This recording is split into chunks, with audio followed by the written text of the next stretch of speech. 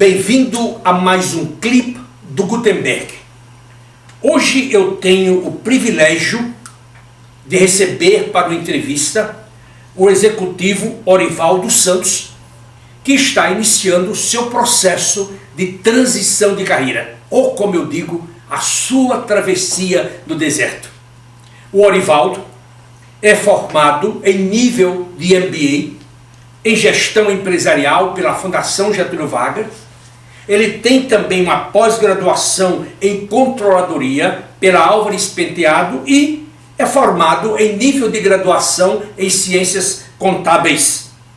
Ele empreendeu uma carreira nas seguintes organizações: na Dumont Produtos Odontológicos, na Imeris ou Imeris, na Concretex e, por último, na Sociedade Bíblica do Brasil. O que é mais interessante é que ele não sabia da minha formação religiosa, nem também do meu gosto pela leitura sobre assuntos teológicos. Mas ele me trouxe um presente maravilhoso no seu primeiro dia em que visitou a minha empresa, que é este livro aqui, Bíblia de Estudos da Reforma. Este é um livro que todo executivo deveria tê-lo e lê-lo. Se não quiser ler toda a Bíblia, as suas histórias, etc., ele poderia se deter apenas na leitura dos Provérbios de Salomão. Provérbios esses que nos ensinam sobre a vida, o comportamento humano, a natureza humana, a ciência, a sabedoria, etc. Então, este é um presente extremamente valioso e que eu vou guardar com muito carinho sobre a minha mesa para todas as manhãs. Lê-la com atenção, de tal forma que eu possa me tornar uma pessoa mais sábia, mais prudente, mais calma, mais tranquila, etc. Portanto, muito bem-vindo, Orivaldo. Não vamos aqui nos cumprimentar em função da pandemia, mas é bom frisar que todos nós, tanto ele como eu, estávamos usando até a abertura do clipe a nossa máscara, né? E como foi dito recentemente por um certo político brasileiro, que essa máscara é para ser usada por viados. Isso não é verdade. Isto aqui é uma proteção contra essa maldita pandemia que já varreu do nosso Brasil quase 70 mil pessoas. E tudo indica que nós chegaremos a 100 mil pessoas até o final deste mês. Muito bem, muito bem-vindo. Obrigado, Gutenberg.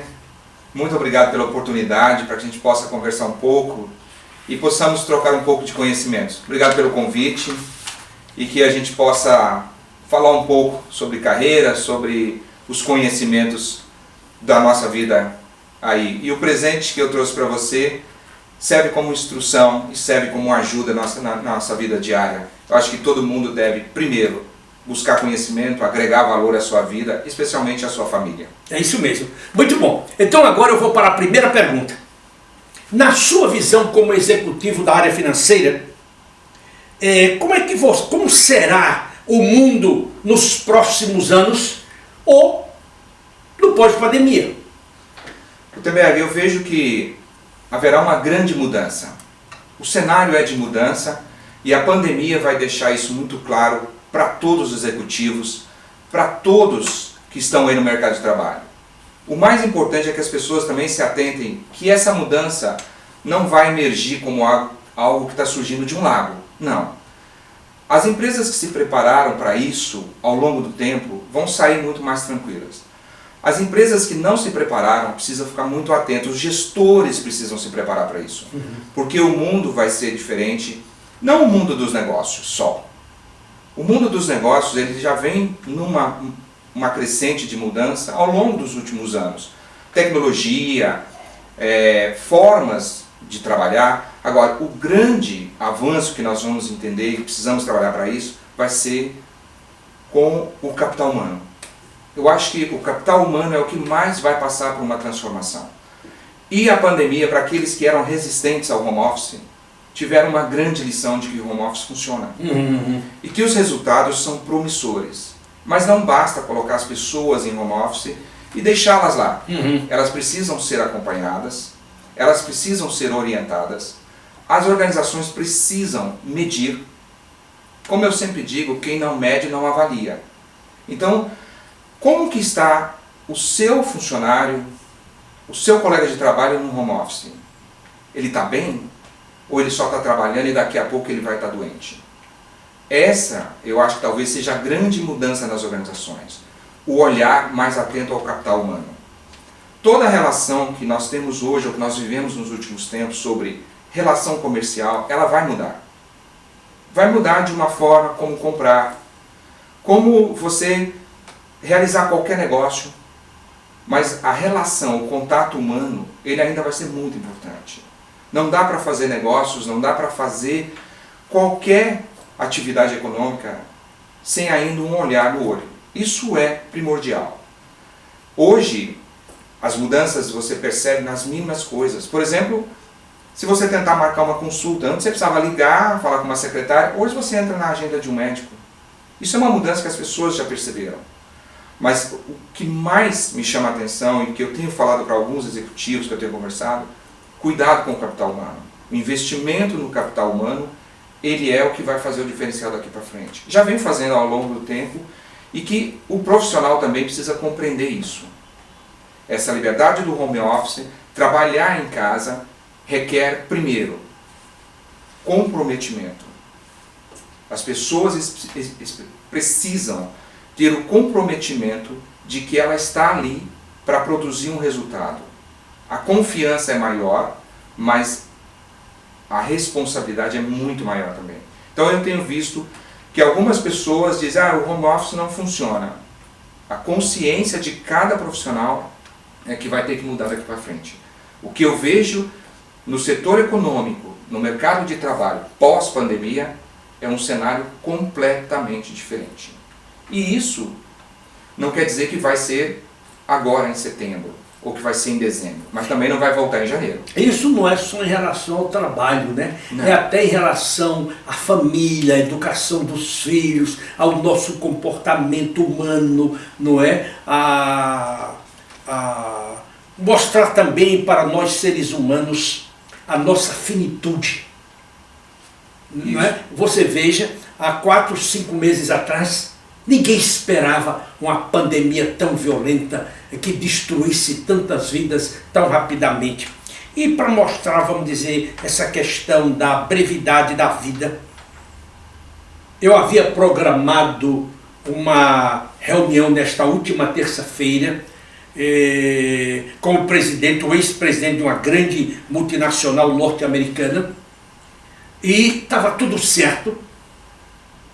Quando foi aproximadamente na segunda-feira, às 10 horas da noite, eu recebo um e-mail dele. Ele dizendo que infelizmente tinha de cancelar a sua apresentação porque ele tinha tido um problema no coração. Nossa. Aquilo me chocou profundamente porque eu não tinha, vamos dizer, tempo ou espaço para encontrar outra pessoa para falar em seu lugar. Mas isso é para mostrar que nós somos finitos.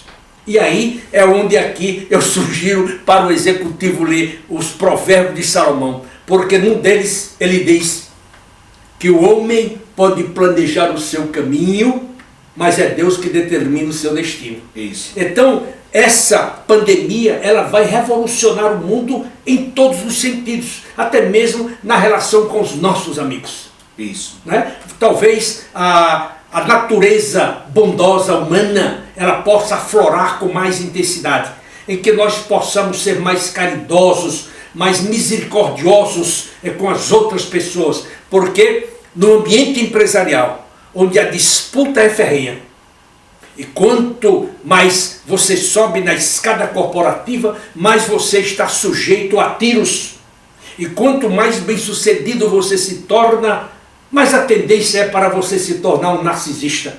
E o narcisista, comumente, ele morre sozinho, porque ele se afasta de todas as pessoas, porque qualquer movimento, ele acha que é um ataque pessoal, etc, etc. Então, você narra com grande precisão essas mudanças, e eu concordo plenamente com elas.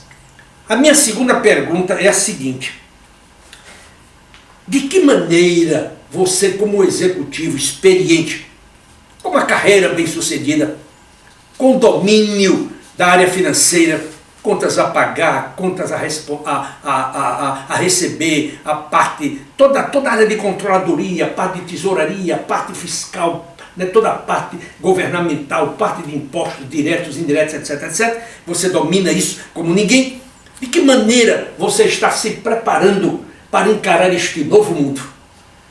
Temberg, eu acho que o primeiro passo é cuidar da saúde. Eu acho que é fundamental que nós que trabalhamos, como você bem relatou agora, de uma pessoa que teve um problema de saúde, é cuidar da saúde.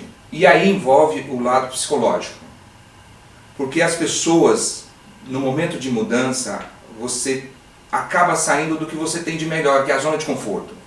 E eu não estou falando só numa transição de carreira. Dentro das organizações, as mudanças fazem com que as pessoas sofram muito. E nós precisamos nos preparar para a mudança, porque a única coisa que nós temos como certeza na vida é a mudança. Então, o que eu tenho feito primeiro é cuidar da minha saúde. Esse é o primeiro passo que eu procurei. Principalmente a saúde psicológica. É porque no momento da transição, geralmente o executivo é atacado de todas as formas. Isso. Como, por exemplo, o meu currículo não deve ser tão bom assim.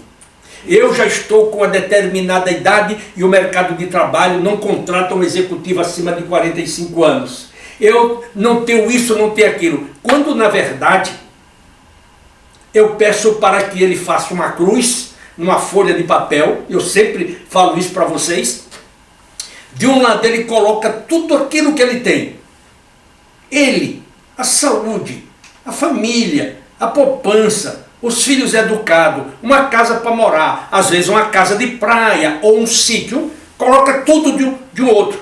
E aqui, nesta outra coluna, ele coloca o que ele não tem. Aí geralmente ele coloca lá, eu não tenho o emprego. Eu falei, então por que você perde tempo concentrando sua atenção num ponto, quando você tem tudo isso aqui para agradecer? Então isso é muito importante, vamos dizer, essa sua percepção da necessidade de manter, vamos dizer, o seu psique em ordem. E isso é fundamental, até porque nos processos ou em reuniões que você vai, se você não tiver com o lado psicológico, você começa a lamentar. É isso mesmo. Esse é o erro de qualquer executivo ou de qualquer profissional. Você começar a lamentar, você entra num caminho que você só vai descer. Eu acho que o primeiro é manter o lado motivacional para cima, ter ocupação o dia inteiro, como se diz. Mente ocupada. Mente ocupada. Né? E outra, buscar atualização. Quando eu falo buscar atualização, é você falar com pessoas que estão no mercado, pessoas que têm conhecimento maior que você, executivos que assessoram outras pessoas, outros executivos, e buscar manter atualizado o seu conhecimento. Porque o grande erro de algumas pessoas é buscar atualização de conhecimento na transição de carreira. Executivo que não busca atualização todos os dias e não sabe o que está acontecendo no mercado, ele comete um grande erro. Porque não há tempo para você recuperar 10 anos de atualização. Então, se você não participa, não faz cursos, não busca conhecimento toda semana, todo dia, nesse período não vai ter tempo para isso. Você vai ficar com o seu conhecimento de 20 anos atrás. Ontem eu falava com um amigo meu que é juiz e o pai dele é médico. E o pai dele disse o seguinte, eu me formei em 65. Se eu ainda estivesse usando o meu conhecimento de quando me formei e me tornei um médico de sucesso, como estaria a minha carreira hoje? Né? Então você precisa atualizar, seja qualquer área. Então, o que eu tenho feito nesse período é isso. E eu tenho participado de seminários com você, Gutenberg. Isso tem sido excelente, a gente tem conversado. No último que eu participei era sobre logística.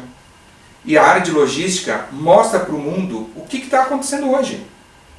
A pandemia revolucionou a área de logística.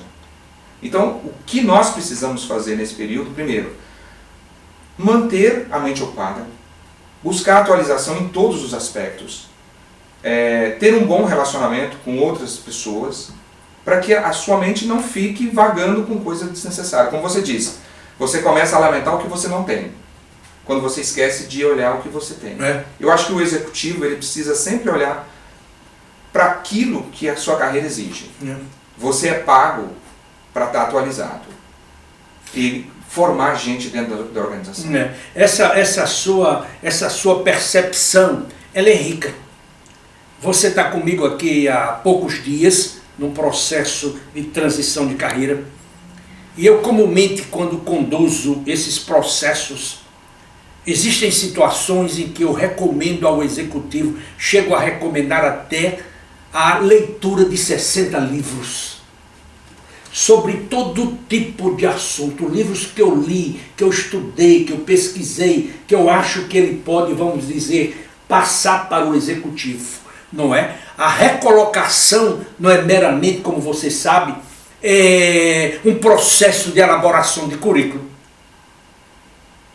um treinamento sobre técnicas de entrevista, não. Daí porque eu insisto com o executivo, para que ele use esse período da transição de carreira para o fortalecimento do seu caráter, do seu conhecimento, da sua experiência, dos seus relacionamentos. Na verdade, é um período para enriquecimento, porque se ele passa por um processo de outplacement e ele não cresce, ele não sobe, ele não avança, ele perdeu o tempo dele. Isso. E a gente, como você sabe, a gente não recupera o tempo perdido. Não. Daí porque é tão importante a gente usar o dia de hoje. Não deixe para amanhã aquilo que você pode fazer hoje. Basta cada dia o seu próprio mal. São lições preciosas que todos nós devemos ficar atentos. E para você manter essa sua mente ocupada, como você mesmo disse, você pode ter um exercício físico diário. Isso. Você pode abrir um tempo na sua agenda para leitura, 20 páginas por dia. Se você lê 20 páginas por dia, você que me escuta, você lê 600 páginas no mês. São 3 livros que você lê. A média de leitura do brasileiro anual é 1,8 livros. Isto me diz que é um país de ignorantes, de pessoas ignorantes, de pessoas cegas, de pessoas que andam com antolhos. E um executivo, ele não pode usar antolhos, ele tem de ter uma visão oceânica. E ele não pode ter uma visão oceânica se ele não estuda, se ele não lê, se ele não se mantém atualizado, como você falou. Ele pode ver documentários, ele pode assistir às palestras no TED.com, ele pode fazer cursos gratuitos na internet, hoje abundam a diversidades de assuntos que são oferecidos hoje na internet. É um negócio incrível. Ele pode ler artigos em alemão, em inglês, em francês, a língua que ele quiser. Então, não existe desculpa para que um executivo não se prepare. E outra coisa que eu falo, as pessoas, na questão, quando eu sempre faço reuniões com equipes, ou quando eu faço uma palestra, e eu aprendi isso com um professor da FGV chamado Luiz Fernando, que ele dizia o seguinte: você precisa gostar de pelo menos 2 coisas além do seu trabalho e da sua família, para que você possa ter assuntos diferentes para trocar em uma reunião de amigos. Ou você gosta de livros, ou você gosta de relógios, ou de caneta, ou você gosta de cavalo, ou você gosta de viagens. Ele falou assim: o grande erro das pessoas é que elas só têm 2 coisas, a família e o trabalho. Quando você faz uma reunião com um executivo, ele não tem nada para agregar numa conversa. E quando ele perde o trabalho, ele não é ninguém. Ninguém. Porque ele perde a identidade. E como eu sempre falo, e o meu chefe dizia isso, e isso é o poder, ele cria o chamado isolamento para alguns. É a chamada solidão do poder. Quanto mais poder, mais isolado alguns ficam. E aí, quando eles precisam trocar, eles sofrem demais. Primeiro, não conseguem esquecer o que aconteceu. E depois lamentam o que aconteceu, que é o pior de uma mudança. É isso mesmo. Eu gostaria de fazer mais uma pergunta. Você é um executivo da área financeira, como eu já falei, muito bem sucedido, com amplos conhecimentos, com a sólida formação acadêmica, passou por boas organizações. Eu gostaria de saber de você qual é a preocupação, qual será a preocupação de um executivo financeiro nos próximos 3, 5 anos, ou talvez nos próximos 12 meses, talvez não. Teberg, eu acredito que, como eu comentei no início, o primeiro que eu acho que um executivo de finanças, e hoje o executivo de finanças ele precisa compreender que ele não cuida só de finanças, ele precisa ter um conhecimento geral da organização. Ele precisa entender o que a organização está fazendo. Ele precisa entender que ele está ali para agregar valor, agregar conhecimento, especialmente na formação de equipes e ajudar com que a organização passe por esse momento ou busque um momento novo no futuro, né? O olhar da pessoa de finanças junto com a área de estratégia ou com a área de desenvolvimento é orientar e conhecer o que eles vão fazer. Como eu sempre falo para algumas pessoas, o executivo de finanças que não conhece ou a organização que não sabe o que vai fazer daqui 5 anos, e aí eu levo isso tanto para a organização quanto para a sua carreira profissional, quem não planeja 5 anos tem um sério problema. Eu sei que alguns já me disseram, isso é futurologia. O problema é daquele que não sabe o que vai fazer amanhã. Alguém diz, o planejamento do ano que vem, não, você precisa olhar para daqui 5 anos. E eu vejo algumas organizações bem-sucedidas em planejamento, porque ninguém decide o que vai fazer amanhã. No começo de julho agora, o Valor Econômico publicou a compra da WDG Automation pela IBM. Isso não foi decidido ontem ou anteontem. Isso vem de um planejamento. Se o executivo de finanças não sabe dessa movimentação, na hora de orientar e avaliar rentabilidade, avaliar retorno, como que ele trabalha? Algumas organizações pecam de ter planejamento estratégico e às vezes o diretor de finanças não sabe.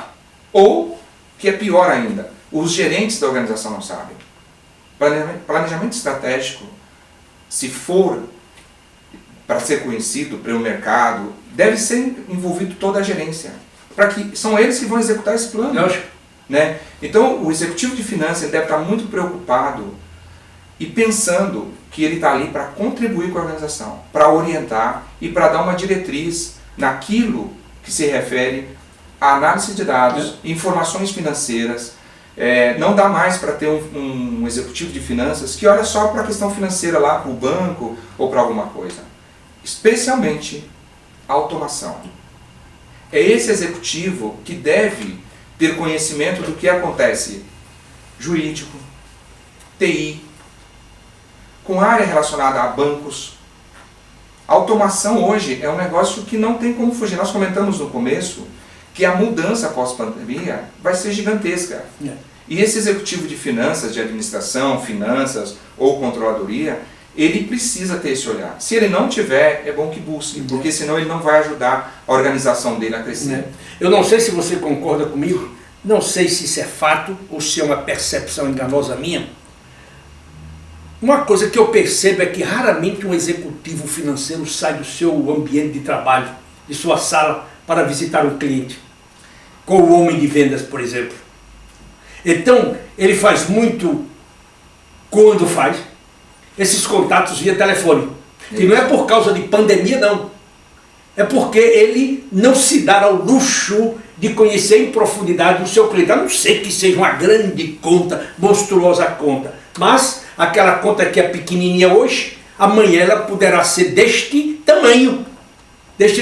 Então eu acho que isso é uma atividade que todo executivo deveria fazer ou deveria participar. Acompanhar o homem de vendas, acompanhar o homem de tecnologia, acompanhar, vamos dizer, o que acontece dentro da indústria, não é? Como ela funciona de tal forma que ele possa gerar valor para a organização, como você falou. Porque o objetivo, na verdade, de todos, não apenas do setor financeiro, é gerar o quê? Riqueza. Criar riqueza, criar prosperidade para os acionistas. E eu comento dentro dos ambientes de trabalho que o executivo de finanças, eu não estou falando só de finanças, que não visita as outras áreas, que não senta com o diretor industrial, que não senta com o diretor comercial, ou com o gerente comercial, ou com o gerente de produção, para entender como funciona, como que ele analisa os números. Isso mesmo. Porque hoje não dá mais para ter um executivo de finanças ou de qualquer área sentado atrás de uma mesa. Eu conheço executivos que não dá bom dia para a tua equipe. Agora, como que esse executivo relaciona no mercado? Eu acho que visitar um cliente, visitar, vamos dizer assim, as pessoas que relacionam com a companhia. Isso é fundamental. Porque na hora que você tiver um problema, pode ser que a solução do problema seja muito mais complexa. Eu participei de algumas reuniões com clientes, com fornecedores, sempre fiz isso. a área de produção de algumas empresas que eu trabalhei, isso foi muito bom porque dá a você uma outra visão, dá o seu sentimento financeiro de como aquela organização está. Porque quando chega o problema, às vezes ele não tem mais solução. Então, o executivo de finanças ou de qualquer outra área, ele precisa se relacionar dentro da organização. Com certeza. Muito bom. Eu gostaria muito de ficar conversando com o meu convidado, mas eu vou fazer apenas uma última pergunta. Eu gostaria de saber de você o seguinte. Nós temos aí uma quantidade enorme de pessoas nos vendo. Em diferentes empresas, diferentes níveis gerenciais. Eu gostaria de saber de você o seguinte. Por que uma empresa deveria contratá-lo para uma posição na área, uma posição executiva na área financeira ou financeira administrativa? Temberg, eu posso fazer uma afirmação sem nenhuma soberba. Eu tenho uma carreira consolidada, eu tenho mais de 30 anos de experiência no mercado, na área de finanças, controladoria e administração, com bons resultados. Em todas as organizações que eu passei, os meus trabalhos agregaram valores à organização, agregaram conhecimentos às equipes que eu trabalhei. Eu acho que esse é um ponto fundamental para um executivo que chega no ponto que eu cheguei. Você ter certeza de que por onde você passou, você deixou valor, porque a organização te paga para isso. Você não é eterno na organização. O triste de um executivo é deixar a organização sem ter formado o seu substituto. Eu acho que é a obrigação de um executivo, e eu fiz isso em todas as organizações que eu passei, na minha saída da organização, ou porque eu quis sair, ou por qualquer coisa que tenha acontecido, quem estava comigo estava capacitado para assumir minha função.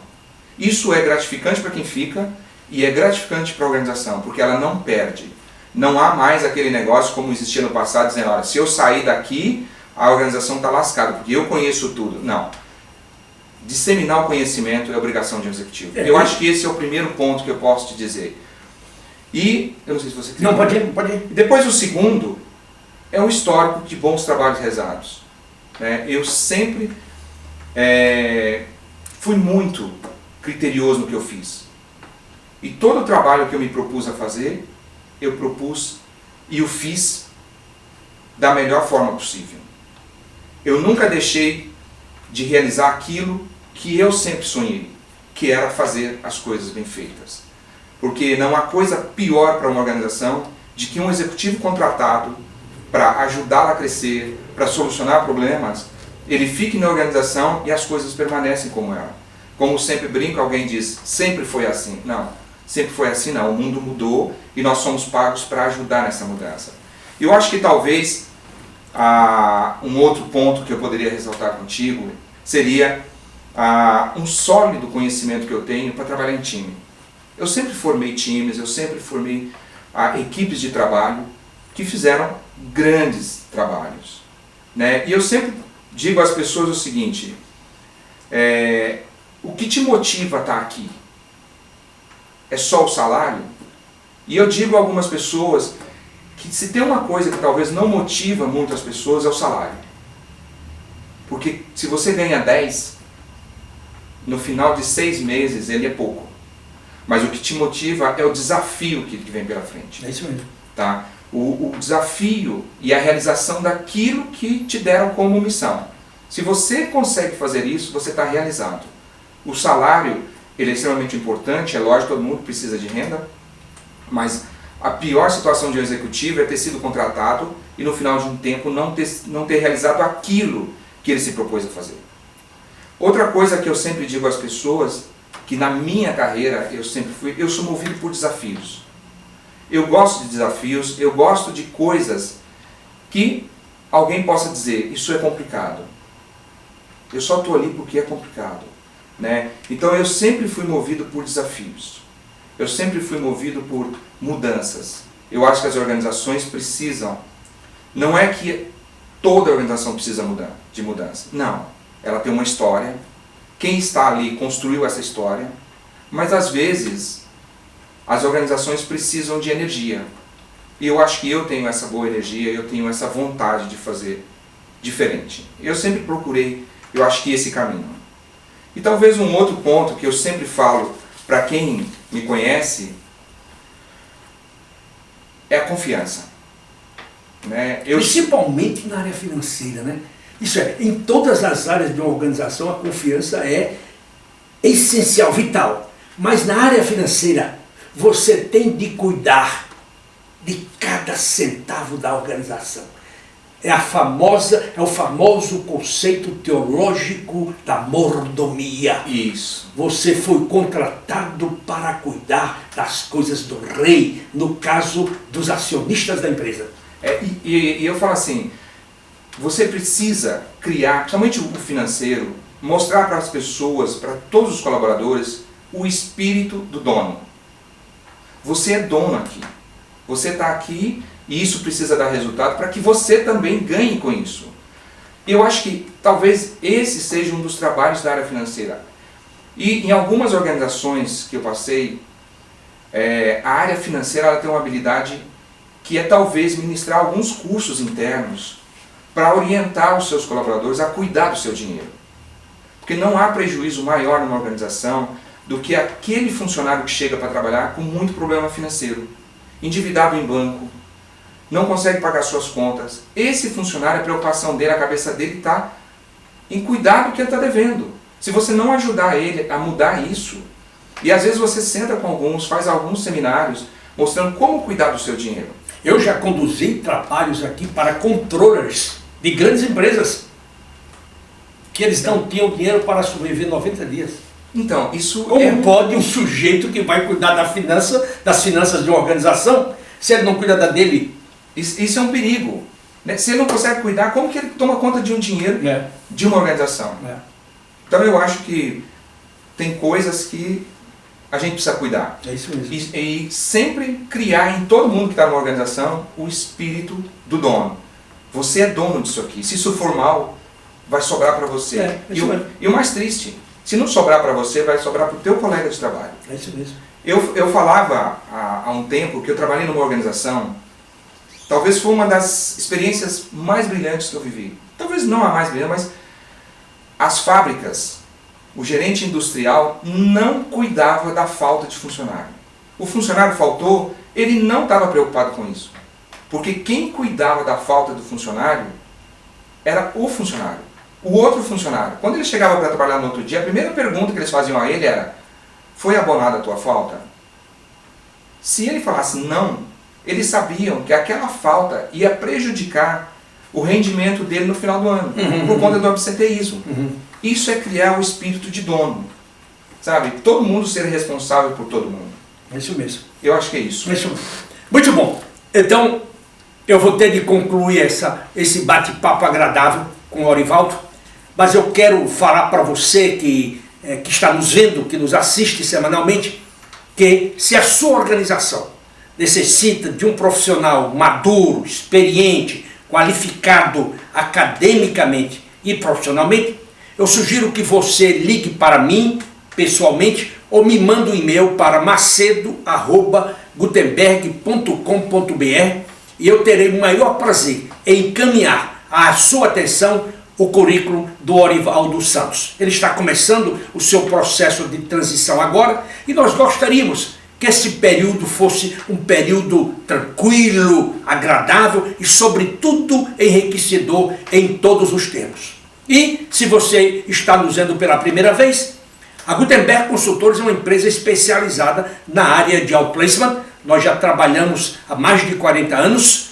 eu já escrevi mais de 15 livros, eu tenho mais de 2.800 artigos publicados, eu ganhei um prêmio Jabuti de Cultura, a minha empresa ganhou vários prêmios Top of Mind, além de que, semanalmente, eu publico artigo, eu produzo entrevistas com executivos, eu coloco depoimentos de executivos que passaram pela nossa empresa, etc. Mas eu faço questão de dizer para você, se você estiver procurando um executivo financeiro, me ligue, me manda um e-mail, e eu terei o maior prazer de submeter o currículo do Orivaldo à sua atenção. E para você, Orivaldo, muito obrigado pelo seu tempo, pela sua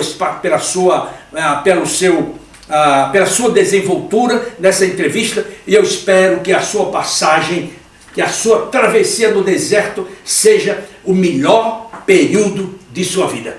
Obrigado, Gutenberg, obrigado somente a quem vai nos ver, né? Eu acho que está sendo uma experiência grande, estar do teu lado, porque você tem muito conhecimento, muita experiência, e como você me disse um dia, uma das sabedorias do homem é ouvir pessoas inteligentes e cultas, e para mim está sendo um prazer estar do teu lado. Tá, muito obrigado a você e para você.